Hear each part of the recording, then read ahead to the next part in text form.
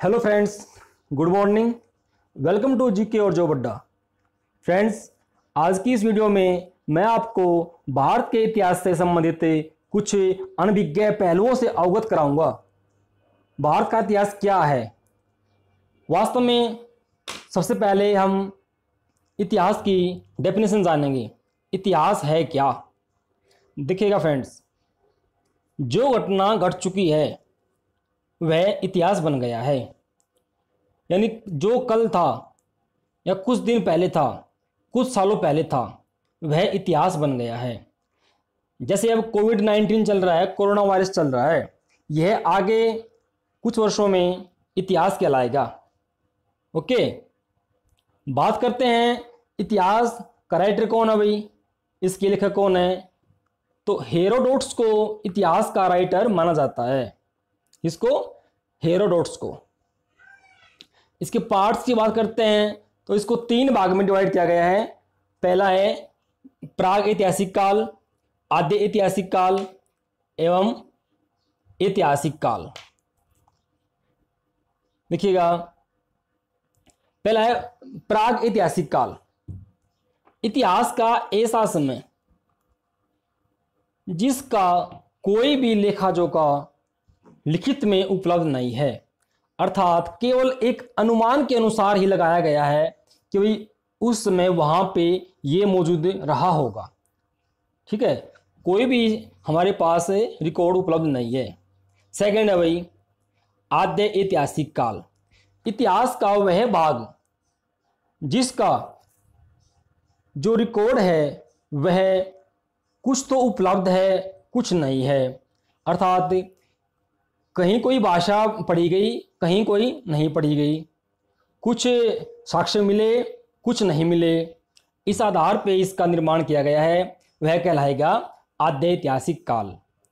ठीक है भाई। थर्ड है अपना ऐतिहासिक काल, जिसका ऐसा ऐतिहासिक काल जिसका प्रत्येक भाग, प्रत्येक पॉइंट लिखा हुआ मौजूद है, रिकॉर्ड में उपलब्ध है, वह कहलाता है ऐतिहासिक काल।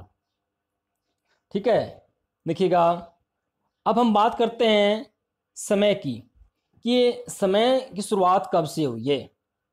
आप सभी जानते हो ईसा मसीह के जन्म की तिथि को हम समय की गणना शुरू करते हैं।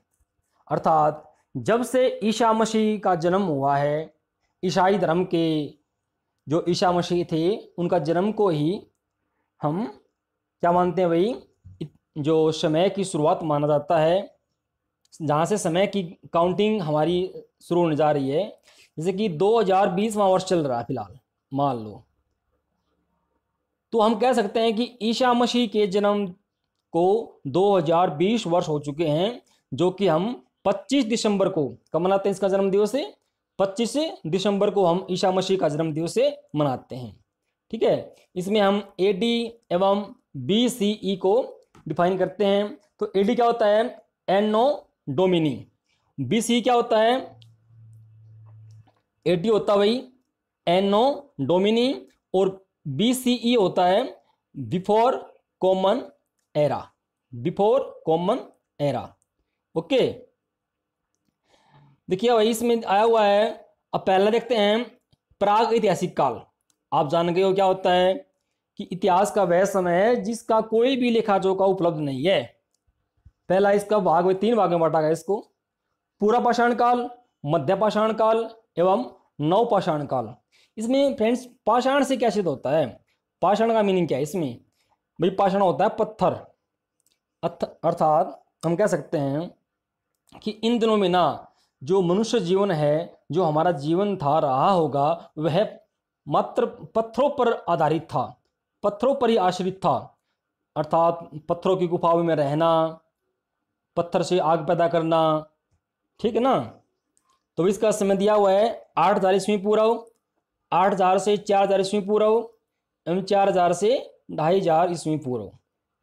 ओके, अब आता बना भाई आद्य ऐतिहासिक काल। कौन सा भाग भाई इतिहास का जिसके जो साक्ष्य है वे पूर्णतः उपलब्ध नहीं है? उपलब्ध तो हैं लेकिन सही तरह से पूर्ण रूप से उपलब्ध नहीं हैं। उसके 2 भाग है भाई, सिंधु घाटी सभ्यता एवं वैदिक सभ्यता, इसके बारे में पढ़ेंगे। देखिएगा, पहला आता भाई आपकी सिंधु घाटी सभ्यता। देखिएगा क्या है इसमें भाई, सिंधु घाटी सभ्यता में क्या दिया हुआ है, इसकी भाई जो खोज किसने की है, दयाराम साहनी ने इसकी खोज की है। इसमें मोहनजोदड़ो, राखीगढ़ी, कालीबंगन आदि का वर्णन किया गया है भाई। इसमें इंपोर्टेंट है फिर वैदिक सभ्यता। देखिएगा वैदिक सभ्यता क्या है, नाम से सिद्ध हो रहा है कि इसमें फ्रेंड्स वेदों का बारे में व्याख्या की गई है। अर्थात पहला इसका ऋग्वेदिक काल, दूसरा है उत्तर वैदिक काल। तो ऋग्वेदिक काल क्या है, इसमें भी दिया हुआ है जैसे कि जो वेदों का निर्माण हुआ है किसमें, वो अपना ऋग्वेदिक काल में वेदों का निर्माण हुआ है। ऋग्वेद, यजुर्वेद, अथर्ववेद एवं सामवेद। ओके, फिर आता है वही अपना उत्तर वैदिक काल। इसमें क्या है भाई, इसमें जैसे रामायण, महाभारत आदि महाकाव्यों का वर्णन किया गया है। ठीक है, इसके बाद देखिएगा, इसके बाद आता है भाई अपना ऐतिहासिक काल। क्या आता है, ऐतिहासिक काल क्या होता है ये, इसका पूर्णतः रिकॉर्ड उपलब्ध है, पॉइंट टू पॉइंट हमारे पास इसका रिकॉर्ड उपलब्ध है।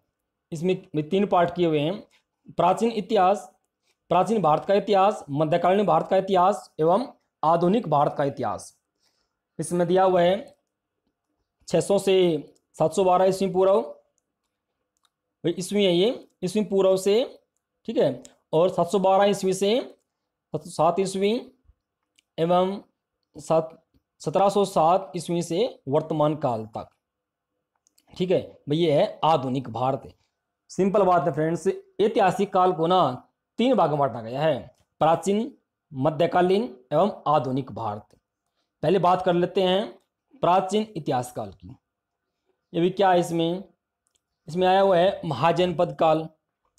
क्या आया हुआ है, महाजनपद काल, जिसके 16 भाग हैं, अर्थात 16 राज्यों में इसको डिवाइड किया गया है। ठीक है, इसमें अपने बौद्ध धर्म, जैन धर्म आदि का वर्णन किया गया है।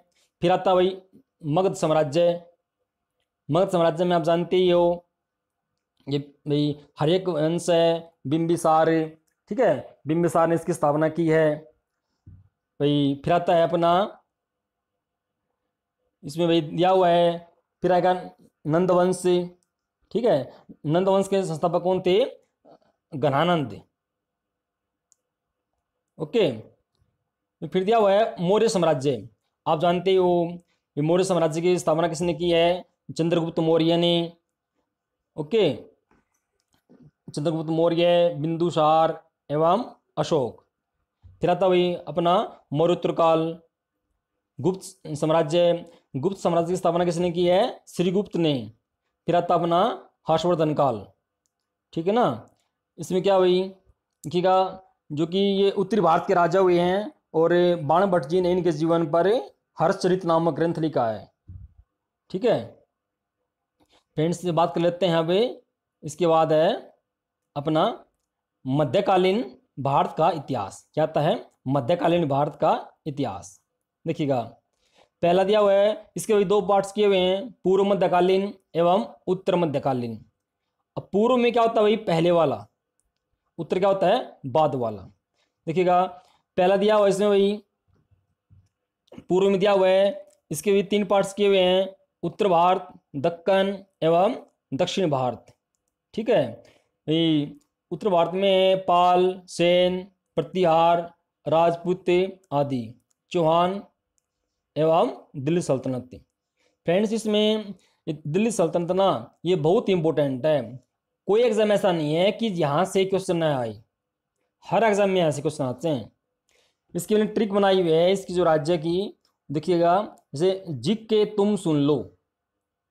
क्या है, जिक के तुम सुन लो, क्या बन गए इसमें भाई,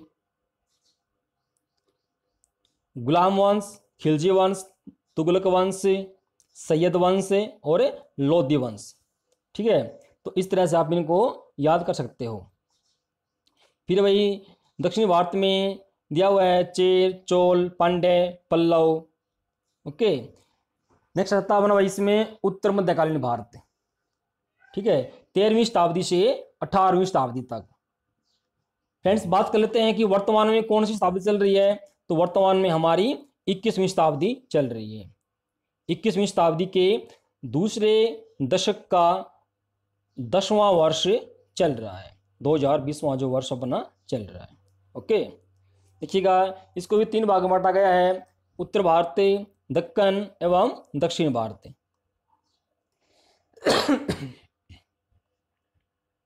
सॉरी, एक मिनट के लिए देखिएगा क्या इसमें उत्तर भारत, दक्कन एवं दक्षिण भारत। इसके बाद आता है भाई इसमें भी पार्ट्स किए हैं इसके सेम ऐसे ही। राजपूत हैं, दिल्ली सल्तनत है, मुगल हैं। आप जानते भी हो मुगलों का संस्थापक कौन है भाई, बाबर है। ठीक है ना, इसकी मैंने आपको ट्रिक भी दी है, बादशाह, BHAJSA। ठीक है ना, बाबर, हुमायूं, अकबर, जहांगीर और औरंगजेब। तो आप इनके मुख्य जो राजा हैं इनको ऐसे भी याद कर सकते हो। नेक्स्ट भाई पांड्य एवं दक्कन में दिया है विजयनगर, बहमनी, मराठा। विजयनगर के संस्थापक भाई हरिहर एवं बुक्का। ठीक है, तो फिर आता भाई दक्षिण भारत में पांड्य, होयसाल आदि। तो फ्रेंड्स इनको आप आसानी से याद कर सकते हो। उसके बाद आता बना भाई इसमें दिया हुआ है आधुनिक भारत का इतिहास 1707 ईस्वी से लेकर के वर्तमान काल तक। इसमें क्या है भाई, जैसे कि कह सकते हो अंग्रेजों का भारत में आगमन जो हुआ है, अर्थात अंग्रेजों का अत्याचार भारतीयों पर, 1857 की क्रांति। ओके, भारत का बंटवारा, 1947 में जो भारत आज़ाद हुआ है, एवं गांधी युग, 1962 की भारत चीन की लड़ाई, 1965 में भारत पाकिस्तान की लड़ाई, तब से लेकर के वर्तमान तक जो भी घटनाएं घटी है ना, उसमें सब किसमें आएंगी, आधुनिक भारत का इतिहास में। तो फ्रेंड्स ये थी आज की कुछ सामान्य जानकारी जो कि भारतीय इतिहास से संबंधित थी।